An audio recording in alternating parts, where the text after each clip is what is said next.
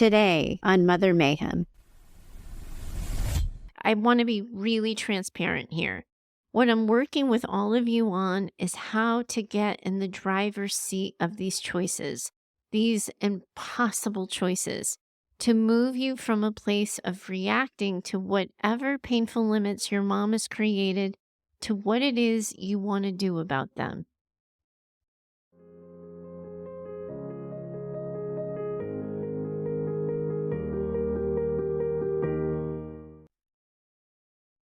Welcome back to Mother Mayhem, the Narcissistic Abuse Recovery Podcast for Daughters.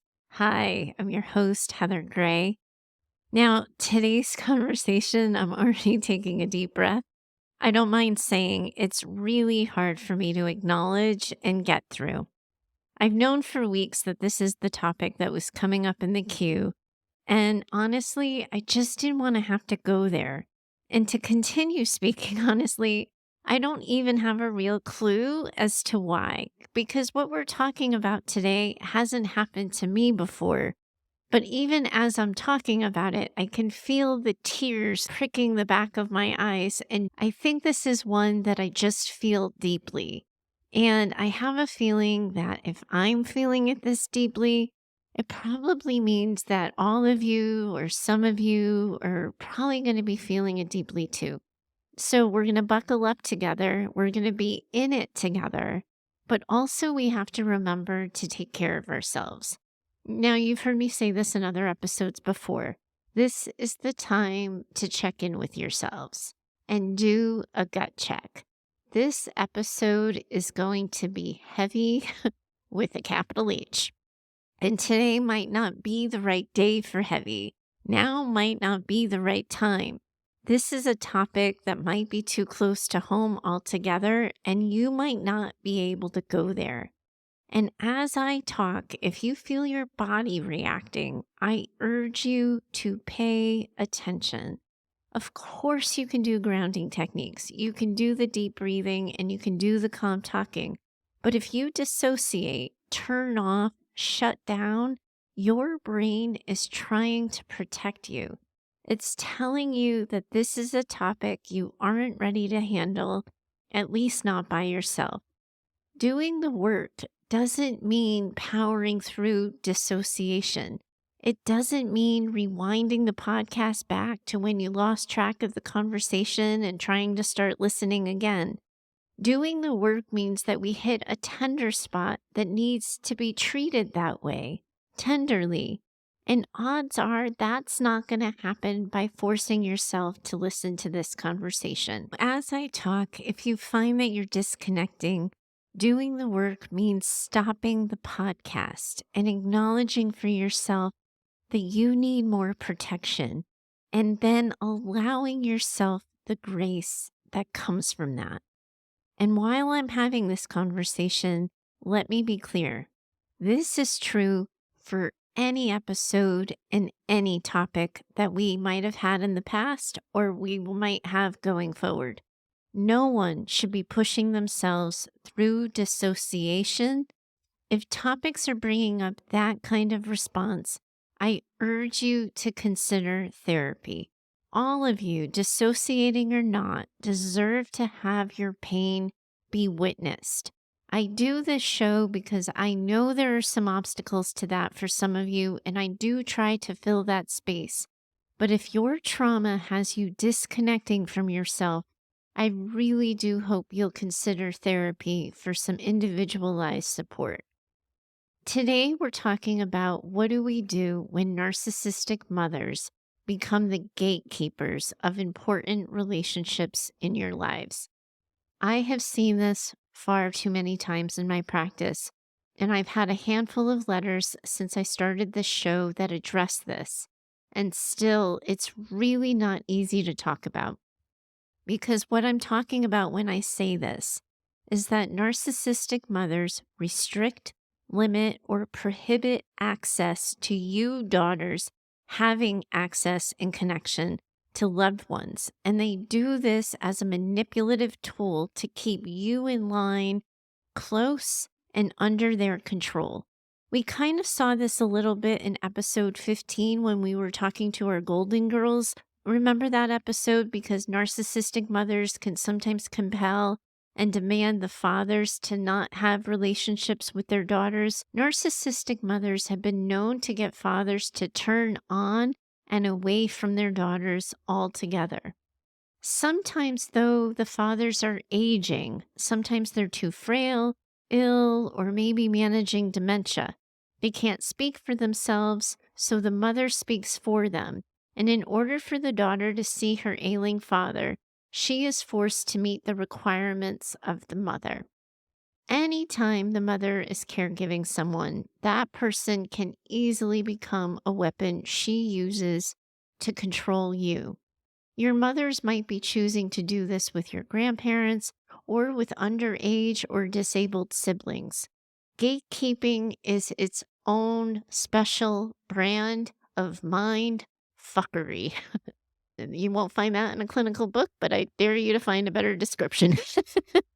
Now, the first letter we're tackling is going to walk through how to handle it when your moms gatekeep themselves in an attempt to manipulate you. And I know some of you might be thinking, gosh, I wish my mom would just threaten her relationship with me. I could say, okay, I accept that and move on. However, for some daughters, who are really in this with their mothers. And as we're about to hear, those threats can be really tormenting. I was telling a friend about how I was trying to do this episode and how I was finding it so hard. And I made the analogy that these kind of manipulations hold you daughters hostage. Your mothers become hostage negotiators, and you can feel so incredibly trapped in their machinations. So first we have Alicia, and I totally stole the name Alicia from Good Wife. And man, that was a good show. But also, too, for those of you who are in the know, because if you know, you know, that one really broke my heart, too. That's all I'm going to say about it. But let's check in with Alicia. Let's see what she has to say. And again, listen with grace for yourselves. If it's too much, if it's not the right day, if it's not the right time, please do listen to yourself and take care of yourself. So here's where Alicia goes. Good morning. Though I've only listened to a couple of episodes so far, and I do plan on listening to all of them, they've been tremendously helpful, and it has been such a gift. I'm a 54-year-old wife and mother and daughter of a narcissistic mother who also has OCD. She's dying from metastatic breast cancer. I want her to be at peace and achieve forgiveness, but she seems to be punishing me by not allowing me to see her or help her. We moved 25 years ago, and that became my original sin for which I've never been forgiven. I'm praying that your podcast will help me figure out how to navigate her. My sister, the golden child, is physically available, and our relationship is incredibly strained right now. My mother has caused so much divisiveness in the family, I could write a book. Thank you for everything you're doing to help us. Oh, Alicia, it can be so hard to keep up and find your way through something when you're battling so many different narcissistic weapons at the same time. She's gatekeeping herself while also playing your sister against you. Your letter also indicates that this is only the tip of the iceberg, too. So I want to honor that. By this point in your life and this point in your relationship with your mom, you have been through an incredible world of hurt and trauma. So your traumatized brain is trying to make sense of all of this with a gigantic ticking clock over your head as she's dying. And I feel you on this. This one hurts. This whole dying thing adds an intensity to it for sure. But I want you to be with me on this for a second. If she weren't dying, would she become any more capable of a conversation that allows you both healthy closure? No, she wouldn't. The conversation you're seeking and the one you fear she's withholding from you is one that she is simply not capable of having. If you remove yourself and your mother from the story and you zoom out the lens for a second, us women, We know so many women who have been in relationships with the exact wrong guy. Many of us, for sure, have been in relationships with the exact wrong guy ourselves, right? So we see so often in these kinds of relationships where the woman gets obsessed with the idea of closure. Me, I still have the super cringy example of calling the guy who ghosted me for a long weekend. We had this hot and heavy makeout session the night before. We were supposed to be leaving to go to New York City from Boston the next day for the weekend. I was supposed to meet his best friends, his mother, the whole nine. It was us becoming serious and us really becoming a thing. And he said he'd be out in front of my place the next morning. And he never called. He never showed up. He never returned the obscene number of calls I made to his phone number. I stewed, I obsessed, and I spun out in all kinds of ways, desperate to know why, desperate to understand, seeking that almighty word closure that so many of us go looking for. And I convinced myself that if I just knew why, I was going to be able to move on. He was dodging me at his house. Oh God, the stories I tell in this show. And so he was dodging me at his house. So I decided to call him at work. And as I'm telling you, ladies, this, I know I'm only telling you this because I know I'm not the only one who acted this side of crazy. So the whole not returning my calls thing should have been my clue, right? He wasn't capable of having the conversation. If he was capable of having it, he would have called me back. If he was capable of having it, he would have apologized for leaving me waiting. He would have given me an explanation.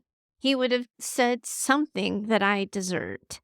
And he didn't because he couldn't. Spoiler alert, he was incapable of having the conversation at work just as much as he was incapable of having it at his house. Think about that for a second. And there's a method to my madness in sharing my story, because if I'm talking about myself and you can see that just about some dumb dude, then you can start to maybe understand how you can start the process of seeing this for yourself too. Your mom, Alicia, can't have the conversation or the relationship that you're seeking. This doesn't become less true because she's dying. It becomes more true because dying is its own thing for narcissists. Their lens through which they look at everything in the world is broken. It's skewed and it's fragmented. Their lenses don't get fixed with the impending ending of their lives. They just become more broken due to their inability to work through hard emotions. So, what this means for you is that it has always been up to you to achieve whatever healing and closure you need without including her in that process. And I know you have already been grieving this relationship for your entire life. And I understand that hope that might have come with the idea that when it came time for the end, you and your mom would be able to find some kind of peace. It's just not that way. I think that if she's icing you out, not welcoming contact, and not including you, that it's time to let her do that and not push back. Partly, this is to respect what she says are her wishes. We don't want to be those people who say, respect my boundaries, but I won't respect yours. However, I hope you paid attention to the way I just worded what I said, because I was deliberate in my word choice there. This is to respect what she says are her wishes. Well, this is what she says she wishes. Many of the daughters listening along with you, they know that what she actually wants from you is to do the dance, to chase her, to pursue her, to seek her out. When she says don't come and you try to get her to change her mind, you are actually giving her exactly what she wants, even though she hasn't stated it. You are dancing for her, performing. She's getting you to jump, and then she's getting the satisfaction within herself for getting you to jump. Your best course of action here is to not jump, to not chase, and to not try because she's never going to give you what you want. She's incapable of that. Then you can use the empty space left to fill it with things that comfort you, people who support you, and the healing you need and the healing that you are seeking. You're never going to get it from her, but you can create it for yourself, and you can lean on the support of your people to get through it too. This is grief, and it is going to come with all of the stages of grief. And if you were questioned about why you weren't calling, why you're not checking in or coming by, you simply state, Mom has asked me not to, and I am respecting that. Then, in doing your own work, you remind yourself of your truth. My mom was incapable of meeting my needs. My mom was incapable of the relationship I wanted and incapable of healing our fracture. It's always my hope that doing the healing and the work also leads you to a place of knowing that even though your own mother couldn't love you and support you, that you come to a place of knowing that you are worthy of love and that you are worthy of support and that you are able to move on and find the family you choose. Now, in your letter, you mentioned that the divisiveness your mom has created goes across the board throughout your family. You specifically mentioned that tension you have with your sister, the golden child. I want to remind you here that golden children are survivors of childhood trauma too. We don't often remember that because we see that they're favorited. We see that they were treated as special and that they didn't experience the same level of rejection that we did. However, so many golden children were witnesses to the abuse, the harm, and the machinations that their narcissistic mothers could create. Often, golden children become the unwilling confidants of their mothers. They hear things they may have been too young to hear and are included in conversations they shouldn't have been. Additionally, they have witnessed firsthand how their mothers treat people when those people land on their shit list. They see what their mothers are capable of, and often their behavior or lack of behavior in an attempt to prevent their mothers from turning on them. Their golden child response is often one based and founded in fear. So you have to remember too what I've said in previous episodes about trauma. Everyone processes trauma differently, and our brains do protect us from all kinds of things. Golden children are often in closer proximity to narcissistic mothers than the other children in their other roles. So, as a result, their brains may protect them more from the abuse. They may not see it in the same way. They may block out the hardest parts or they may be brainwashed with repeated messages from their moms about what to think and how to act. Alicia, this is really messy. And I have to say that a lot of it can be largely presumptuous on my part. After all, I don't know your sister.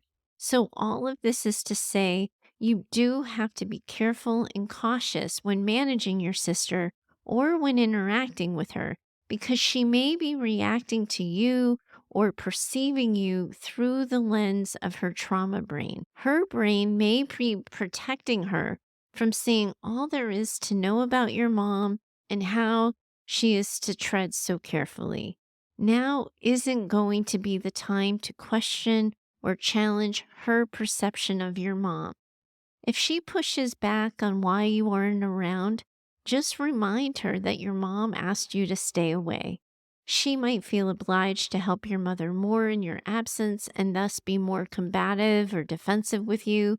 All you can do really is say, I know you're alone in this and that this is a lot. Mom doesn't want me there, so I'm not coming.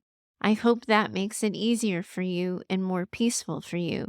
There's so much more that you're going to want to say here, Alicia. And in these instances, I always want to say with your sister, there's going to be this temptation to want to say, you aren't trapped either. You don't have to help. You too can draw boundaries. However, a conversation where you're encouraging boundaries has to be the conversation that you're invited into. If you're not being invited into that conversation by your sister, it really is best to just mirror back their truth and say, I know that this is true for you. And then just leave it at that. An attempt to intervene to get the person to see your mother the way you do or mention of boundaries when not invited to do so can really unintentionally ping their trauma brains and stir up some things that they might not have the resources for. And it's so slippery when you're talking about trauma. It really should only happen between two people where both people feel safe with one another. So, this might mean, Alicia, that you find yourself mourning multiple losses of family relationships. It's often the case that that happens. And I am really so sorry that this is your hurt that you have to carry. You're going to have to be really tender with yourself. Respect yourself and your experience and stay close to the family you choose. Everyone listening feels this one with you, and they believe you, and they're in it with you. They're rooting for you and supporting you. And of course, I am too. Now we're going to move on to Kalinda and her story. Let me read Kalinda's letter, and then I can find you all on the other side of that one as well. Kalinda writes, Facts and story point. My mom was a teen when she had me. She seemed like a good mom as long as I agreed with her. Lots of good memories, and I learned how to people please, etc., etc. My mom tried to get me to drink and swear as a kid. I had no interest, and recently I wonder if I said no because I knew she'd use that against me when she wanted to. But then she got my sister, who's 10 years younger than me, and loves to underage drink with my mom. All I've ever wanted is to have a good relationship with my sister. It's hard since we live states apart and she doesn't like calling or texting too much. And now it's harder because, well, long story short, I walked away from my mom after a recent visit when she started to call me names. Actually, I literally flew back home days early because she was being so mean. This made her flip out more. She was yelling, screaming, and adding more name calling to the list. Later that night, she saw my sister. Surely telling my sister how awful and ungrateful I am, her words, not mine. I'm only now in my late 20s understanding my mom's tactics and setting boundaries. I've tried to get a hold of my sister since, and she hasn't responded with more than a word every couple of weeks, which is way less than normal. I'm sure my mom is just as abusive, using the same tactics with her that she used with me. My mom is really good at putting others down to make herself seem better and safer. How can I help my sister see these things when she's so close to my mom? And how can I get my relationship back with my sister? I hope this makes sense. It's hard to write a lifetime in a really short email. Ooh, everyone just take a deep breath with me for a second. Kalinda, this is a lot, and you have lived a lot of lives before you have even reached 30 years old. And I really feel you on that. And I really feel you on this. You've had to make so many hard choices to save yourself. And each time you've saved yourself, it's costed you. I can see that. And good on you for choosing you. Good on you for saving your own life. Good on you. I know you've done this at a really, really high cost. You already know this, and I know that, but please just let me say it again. You did exactly the right thing for you by leaving when your mom became abusive. That couldn't have been an easy choice, and seeing how quickly it created tension with your sister, I wanted to reassure you that you did right by yourself. I also want to remind you that if you hadn't opted to split and end the visit, your mom would have kept going and she would have escalated. So good on you for getting out, my friend. You just heard me say to Alicia that while her sister is the golden child, She's also an abuse victim and also likely managing trauma. Your sister, being 10 years younger than you, if I'm doing the math right, she's only 17 or 18 because you mentioned she was 10 years younger. The therapist, not the mathematician here. So, in her late teens and early adulthood, she is coming to increased awareness that her mom is not like other moms. While on the surface, it can seem cool to have a mom who drinks and swears, her body also knows that her mom is not someone who keeps her safe. When you have a mom who lets you underage drink, you also have a mom who doesn't care about you. And a part of you always knows that, even if you're taking a swig of the beer she's offering. So, just like you know not to indulge your mother in her games because she would turn on you, your sister is likely afraid of not playing your mother's games in fear of being ostracized like you have been. And we have no way of knowing how she has internalized any of this or how her trauma brain is processing any of this. All we know is that she isn't yet independent enough to get away, or she doesn't see herself as capable of getting away. Her trauma brain is protecting her, and we have to honor that and be careful not to ping at something that she might not be ready to handle. All you can do, Kalinda, is love your sister from afar and remind her of that love as you see fit. What is it that you want your sister to know? That you love her? That you're thinking of her? Keep sending her those messages as you have the energy to do so. However, before you do this, there's an exercise I encourage all of my clients to do before they reach out to someone still entangled in the narcissistic web. Ask yourself if you have the energy to reach out. Check in with yourself as to whether or not you will be okay if you reach out and your sister doesn't reach back, if she doesn't respond back, if she ignores you or responds with a fuck off. Some days, no matter what she dishes out, you'll have it in you to be able to deal. Other times, though, you might be in a more tender place. You might be managing stressors that are weighing you down. You might be feeling more physically run down. And in those instances, don't reach out. Don't give yourself away like that. You have to preserve your energy. If you have it to give, go ahead and offer it, but also have grace for yourself on some days when you simply don't have the energy. We don't always have the same storage amounts of resiliency, and you have to be mindful in a situation like this that this is a marathon and not a race. You and your sister may be managing this distance for a while, and you want to preserve the reserves that you have in the tank. I would avoid talking about your mom at all. We know your mom is going to be blowing up your spot all over town and dragging your sister into it, whether she wants to be dragged into it or not. The best thing you can do is be a refuge for that and not let your sister think that coming to you or responding to you means she will be in the middle of you and your mom. Your mom might put her there, but you don't have to. So if your sister does reach out, go easy and tenderly and follow her lead. Listen and reflect back. Be the mirror and use caution when offering direction or advice. Be clear with her about what you can offer and be clear with yourself and with her about what you can't. We have to assume that any conversation you have with your sister will in some way be monitored by your mom. So we don't want your mom to even think you were thinking of her or considering her.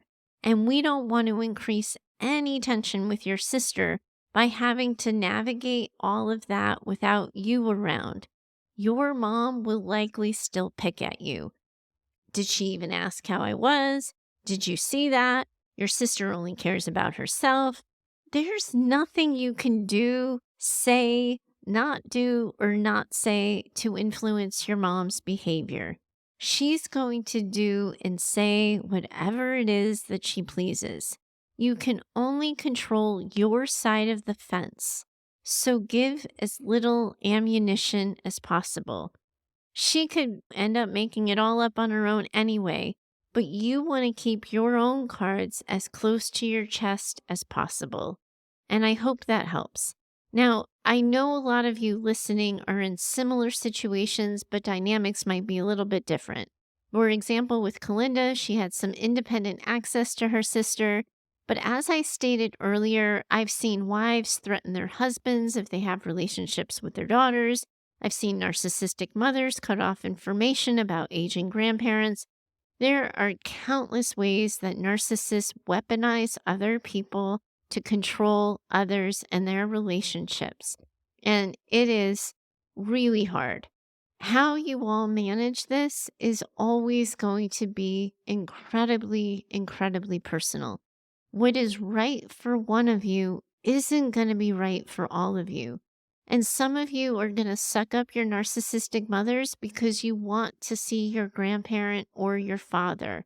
Others are going to decide that if their father didn't choose them, that they are the same as their mothers, and they're going to choose to write both relationships off. Some daughters will stay in contact with their moms to preserve connection with grandparents. Others will mourn the loss of both relationships and walk away. There's no right answer here, only impossible choices. And there is no one way to do this. The only way for you is the right way for you. Here's how I try to help people navigate this: by checking in with your bodies. It can be really confusing sometimes between our heads and our hearts. Wise mind and trauma brain sometimes can always be in battle with one another. And a lot of people are going to have a lot of opinions, and we can get stuck in analysis paralysis. But it is my experience and my observation that our bodies know. This might mean that we're using trial and error. For some of you, you might have only just begun having this conversation with yourselves. So you're going to have no idea what the right answer or the right response is for you. You might have to try going along with whatever rules your mom has set for contact and then see how it feels in your body afterwards. Some of you may have to allow some distance and not jump through the hoops for contact with a loved one to see how doing that feels for you. You don't always know the right answer for you by thinking your way through it or even talking your way through it. You might have to feel your way through it too. And for some of you, this might not be clear after just one visit or one phone call or even after just 1 month of not engaging. You might have to go a couple of rounds with this to be sure with yourselves, and that's okay. Ultimately, though, I really do think you're going to know. You'll feel it. It will be your truth. And then the best thing you can do is get the support of your people to live through that truth and to follow through with it, because we know all of these options are going to come with a side of pain. There's no escaping that. It's probably why I didn't want to press record on this podcast to begin with. All you can do for yourselves is choose the pain that you are willing to live with. If the person being kept from you has their own faculties and access to some independence, you can always repeat the message and the love periodically. I love you and care about you, and I will always hope to have a relationship with you.